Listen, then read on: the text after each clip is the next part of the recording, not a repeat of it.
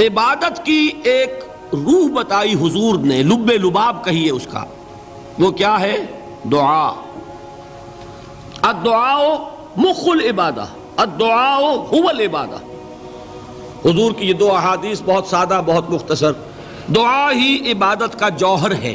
مخ کہتے ہیں ہڈی کے اندر جو گودا ہوتا ہے وہ مخ ہے۔ گودا جو ہے عبادت کا وہ کیا ہے؟ دعا۔ توحید فی الدعا کیا ہے؟ صرف اللہ کو پکارا جائے گا۔ اور شرک فی الدعا، جس کو بھی پکاریں گے آپ مدد کے لیے اس کو آپ نے معبود بنایا ہے، کسے باشد۔ یہ مسئلہ سمجھ لیجئے، لا تدعو مع اللہ احدا، اللہ کے ساتھ کسی کو مت پکارو۔ حضور نے فرمایا کہ جوتی کا تسمہ بھی مانگنا ہو تو اللہ سے مانگو۔ اللہ نے تو دروازہ کھولا ہوا ہے، جو چاہو مانگو، کسی اور سے مت مانگو۔ دیکھیے ایک علمی مسئلے اور ہوتے ہیں، یہ جو روحانیات کا معاملہ ہے، عالم ارواح میں کیا صورت ہے، ارواح صرف کہیں اللہ کے پاس کسی کولڈ سٹوریج میں ہے یا اس کا اس دنیا سے بھی کوئی تعلق ہے، یہ علمی مسائل ہیں۔ فرض کیجئے اس وقت کوئی ارواح یہاں موجود ہو، فرض کیجئے، میں اس کا انکار نہیں کروں گا، ہو سکتا ہے کہ ہو سکتا ہے کوئی روحانیت والا شخص بتا بھی دے کہ ہاں فلاں کی روح موجود ہے، ہوگی بھائی، اسے نظر آتی ہوگی، ٹھیک ہے۔ یہ بھی ہو سکتا ہے کہ کوئی شیطان جن ہو اور وہ دھوکہ دے رہا ہو کہ میں فلاں کی روح ہوں، ہو سکتا ہے کہ نہیں؟ لیکن یہ بھی ہو سکتا ہے، وہ بھی ہو سکتا ہے، مجھے اس سے بحث نہیں۔ مجھے جس سے بحث ہے وہ یہ ہے کہ مجھے پکارنے کی اجازت نہیں ہے۔ ہوا کرے کسی کی روح موجود ہوا کرے، مجھے میرے رب کی اجازت نہیں ہے کہ میں اسے پکاروں۔ مدد مانگوں گا اللہ سے، دعا کروں گا اللہ سے، استغاثہ کروں گا اللہ سے، تکلیف کے لیے دہائی دوں گا اللہ کی۔ اب اللہ جس سے چاہے کروا دے، کسی روح کو بھیج دے، کسی فرشتے کو بھیج دے، مجھے کیا ہے؟ مجھے آم کھانے ہیں، پیڑ نہیں گننے۔ فلاں روح نے آگے کام کر دیا، کرے بھائی، میرا کام بننا چاہیے۔ اور فرشتہ آ گیا، اس نے کام بنا دیا، کرے، مجھے کیا غرض ہے اس سے، میرا کام بننا چاہیے۔ میرا مسئلہ یہ ہے کہ مجھے پکارنا ہے صرف اللہ۔ اللہ کو اس کی بھی قدرت ہے کسی کو نہ بھیجے، نہ کسی روح کو بھیجے، نہ ملائکہ کو بھیجے، بغیر کسی کے جو چاہے کر دے۔ اللہ کا مرضی ہے، وہ چاہے کسی روح کو بھیج دے، کسی فرشتے کو بھیج دے، مجھے اس سے غرض ہی کوئی نہیں۔ مجھے تو اپنی تکلیف کا دور ہونا مطلوب ہے، اس کے لیے میں پکاروں گا۔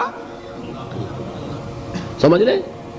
دیکھیے میں سادہ ترین کر رہا ہوں مسئلہ، عبد القادر جیلانی کی روح یہاں ہے یا نہیں، حضور کی روح انور یہاں ہے یا نہیں، یہ تو علمی مسئلہ ہو گیا نا۔ یہ فرشتے یہاں ہیں کہ نہیں،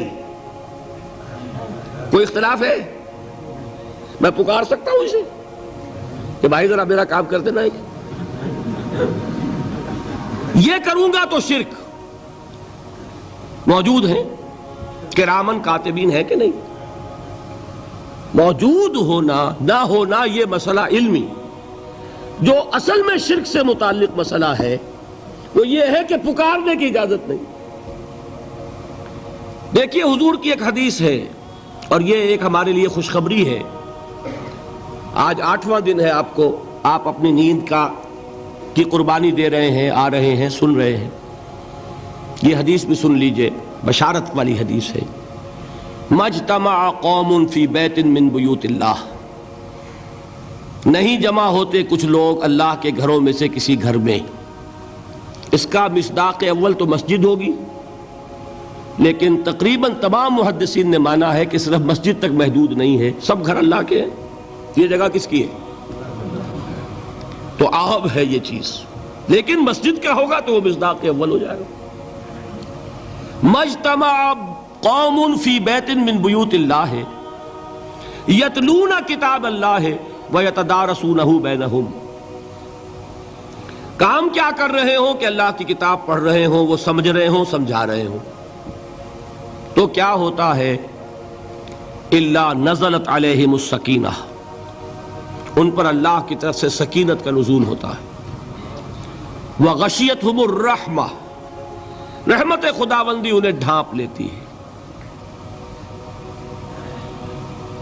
وَحَفَّتْهُمُ الْمَلَائِكَةُ، فرشتے ان کے گرد گھیرا ڈال لیتے۔ وَذَكَرَهُمُ اللَّهُ فِي مَنْ عِندَهُ، اور اللہ ذکر کرتا ہے ان کا ملائکہ مقربین کی محفل میں۔ دیکھو تم کہتے تھے یہ انسان بڑا گھٹیا ہے، میرے وہ بندے اس وقت میرے گھر میں جمع ہے صرف میرے کلام کو سمجھنے کے لیے۔ اللہ فخر کرتا ہے اس میں، ذکر کرتا ہے اللہ۔